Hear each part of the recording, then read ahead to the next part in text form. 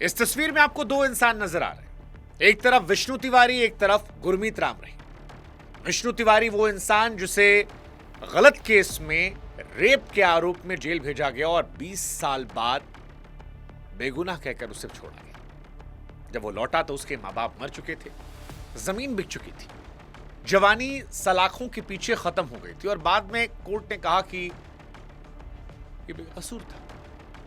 20 साल बाद। और इसी देश में ये दूसरे इंसान है गुरमीत राम रहीम। रेप केस में 20 साल की सजा तय हो गई है। आरोप नहीं है, केस में आरोप सिद्ध हो गया है। पत्रकार की हत्या के मामले में उम्र कैद की सजा हुई, लेकिन साल 2017 से अब तक 16वीं बार पैरोल पर है।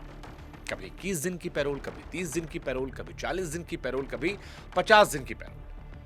कभी चुनाव आते हैं तो इसलिए पैरोल, कभी सत्संग होता है इसलिए पैरोल, कभी खेती के नाम पे पैरोल। ऐसा लगता है कि जेल प्रशासन इवेंट मैनेजमेंट कंपनी है, या ये जनाब जो है ये कभी कभी जेल में आ जाते हैं, क्योंकि 400 से अधिक दिन तो बाहर रह चुके हैं और जेल से जब बाहर आते हैं तो गाड़ियों काफिला खड़ा होता है, इनके म्यूजिक वीडियोस निकलते हैं, इनका ऑनलाइन दरबार सजता है। रेप जैसे संगीन आरोपों के बावजूद इनके भक्त हैं जो इनकी इबादत करते हैं, पूजा करते हैं, जश्न मनाते हैं। कौन है वो लोग मुझे नहीं पता, लेकिन हैं। और दूसरी तरफ ये विष्णु तिवारी है।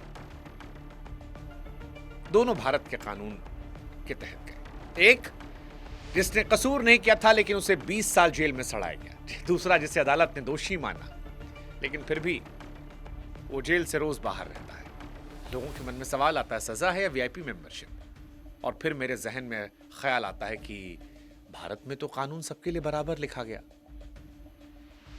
पर समझ में आता है कि सिर्फ लिखा गया, माना नहीं गया। इसका प्राइम एग्जाम्पल है।